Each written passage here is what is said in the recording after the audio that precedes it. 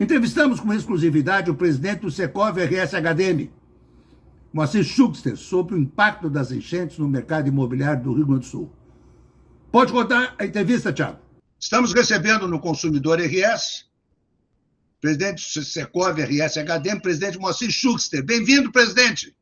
Muito obrigado. É sempre um prazer estar aqui contigo e poder falar com os teus telespectadores.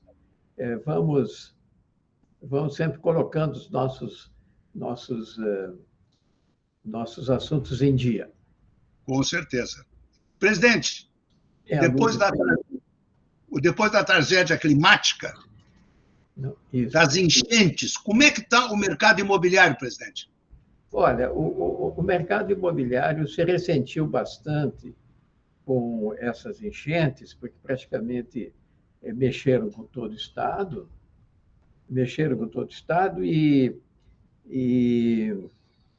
o que está acontecendo hoje no mercado imobiliário é de que eles estão se ajustando. E aí, o que acontece é que, dependendo da situação onde está a imobiliária, ela fica com o seu nicho, digamos assim, afetado ou não. Na maior parte das localidades, especialmente aqui na capital, isso vem acontecendo diretamente na operação da empresa. Então, tem aqueles que sofreram, as maiores sofreram menos e as menores sofreram mais. Então, o que está se verificando no mercado imobiliário é um ajustamento ante as circunstâncias. Exemplificando, aqueles imóveis que foram afetados pela enchente, esses estão praticamente parados e, evidentemente, aqueles que moravam em apartamentos alugados procuraram outros apartamentos para se relocalizar. Então, isso é um problema, e aí, então, começou uma negociação de sai do apartamento, procura o novo, ou sai e fica um tempo fora para até secar esse apartamento, mas a verdade é de que vai depender muito da situação de cada, digamos, cada casa, cada habitação. Por exemplo, nós temos visto aí que tem muitos apartamentos, especialmente aqueles térreos ou casas térreas, elas ficaram com água quase até o teto e algumas até o teto, e quando a água baixou, realmente pouca coisa pôde se salvar. O que o pessoal tentou fazer, e isso fez, tirou tentar a televisão, procurou salvar as geladeiras, mas como é muito pesada, nem todos conseguiram. Então, alguma miudeza se escapou. Agora a maior parte de móveis, especialmente, e roupa, etc., foi tudo perdido. Então, nós temos que considerar que o prejuízo foi muito grande e o mercado está em ajustamento. E o que preocupa muito hoje é de como que as pessoas foram afetadas, inclusive financeiramente, porque algumas até tiveram gastos excepcionais, algumas até perderam emprego, algumas até as empresas tiveram que fechar e esse tipo de coisa. Então, o prejuízo aqui no Rio Grande do Sul e aqui na capital também é muito grande. O prejuízo é muito grande e não adianta nós tentar tapar o sol com a peneira.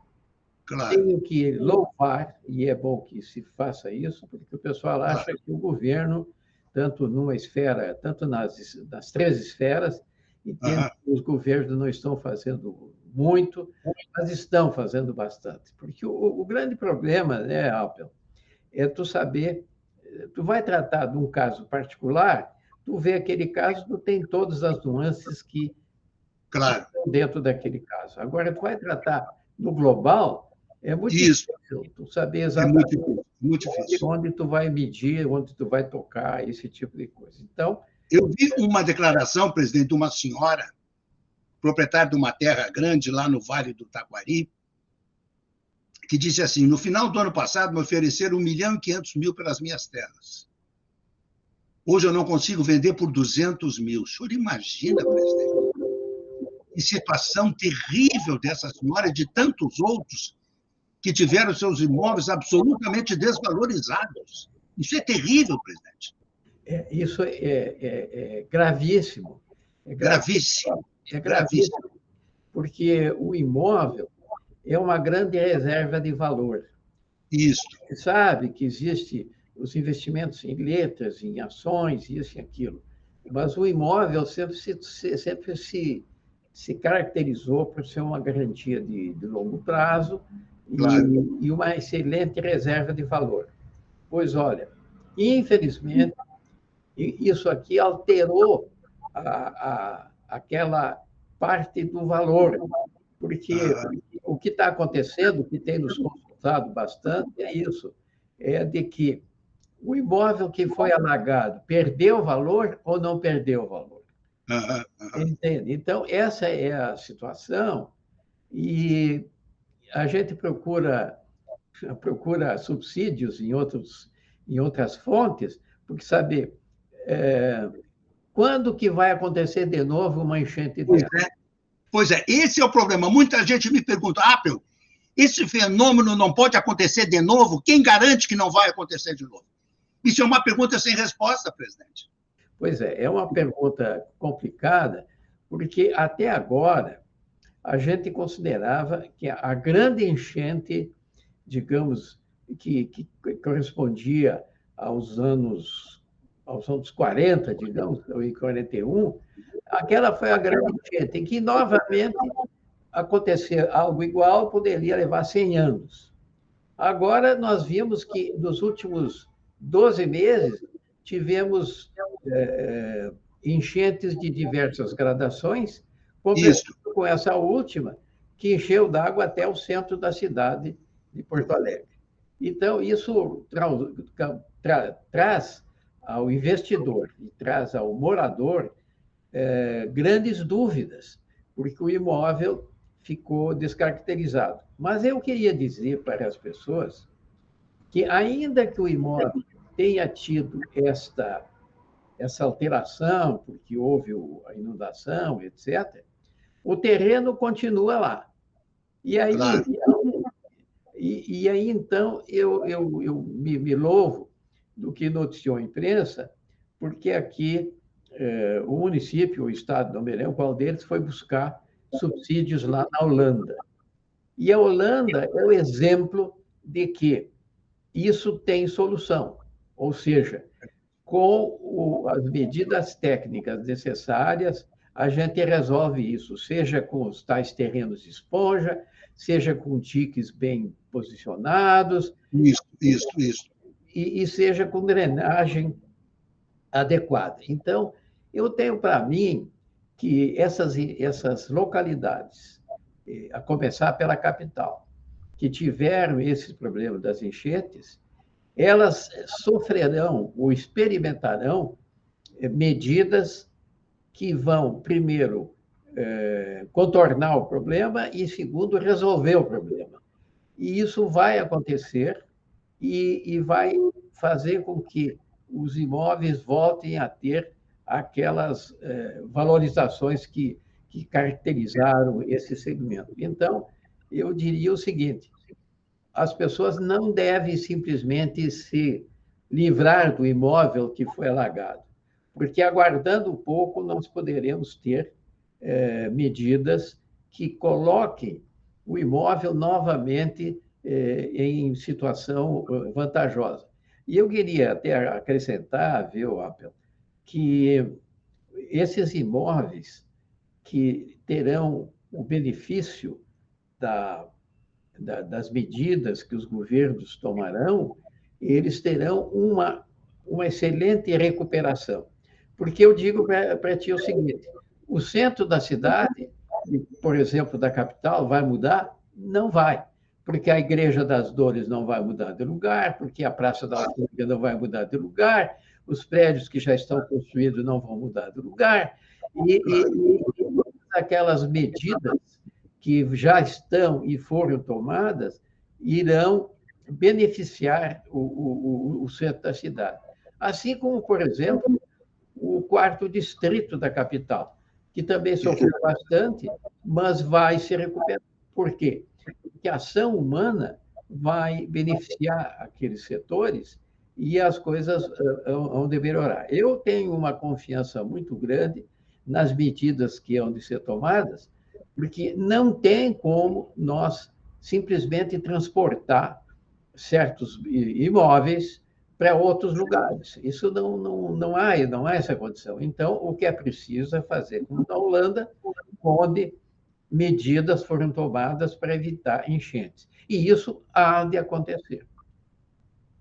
Perfeitamente. Presidente, as imobiliárias estão negociando com os inquilinos que querem devolver os imóveis, que tiveram seus imóveis, digamos, alagados, eles estão negociando para aliviar um pouco o bolso desses inquilinos? Sim, estão negociando já desde o primeiro dia, já houve uma negociação, e isso está sendo feito de modo inteligente nas 3 partes, ou seja, com o inquilino, o proprietário e a imobiliária que está fazendo a mediação.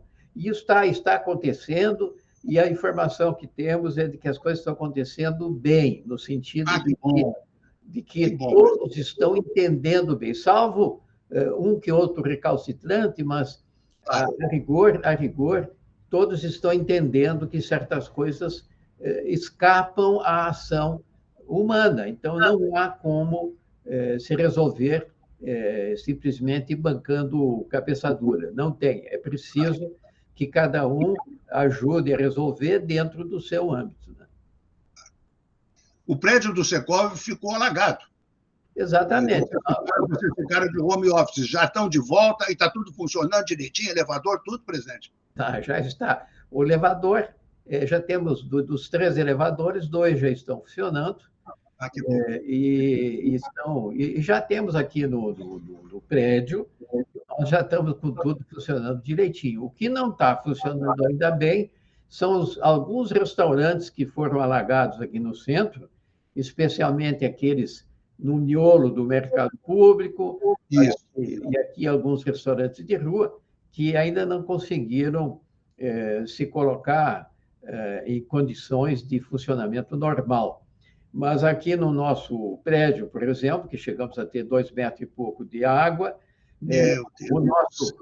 o nosso síndico aqui já tomou providência, já está secando e está repintando. Quando tu vieres nos visitar, daqui a algumas semanas, tu vai ver que vai estar tudo bonitinho de novo, e nós confiamos que isso se mantenha ao longo do tempo, porque, veja bem, o Guaíba andou dando um susto aí, aumentando o seu nível, e a prefeitura imediatamente andou fechando comportas, aí, etc. Exato. E a gente vai aprendendo. Por isso, o exemplo holandês há de nos beneficiar. Concordo. Presidente Moacir Schuchter, alegria lhe rever, forte com saúde, o nosso Secov trabalhando, as imobiliárias compreendendo esse momento difícil que nós estamos vivendo, e agora tivemos uma tragédia de enchentes, agora vamos ter uma tragédia climática de frio esse final de semana, no início da semana que vem agora. Existem pessoas que estão acampadas às margens da BR-290, ali perto das ilhas. Meu Deus do céu, presidente, que horror. É um problema terrível e que vai ter que ser resolvido.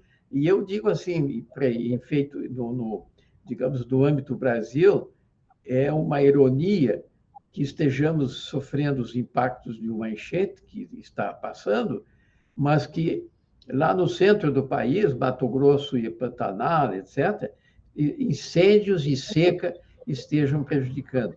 Isso é curioso, porque o mesmo país sofrendo 2 polos antagônicos como esse. Né? Presidente Moacir Schuchter, um abraço bem carinhoso para o senhor, igualmente. Um abraço para toda a diretoria do nosso Secov, uma boa e abençoada semana, presidente. Para todos nós. Grande abraço. Obrigado. Obrigado.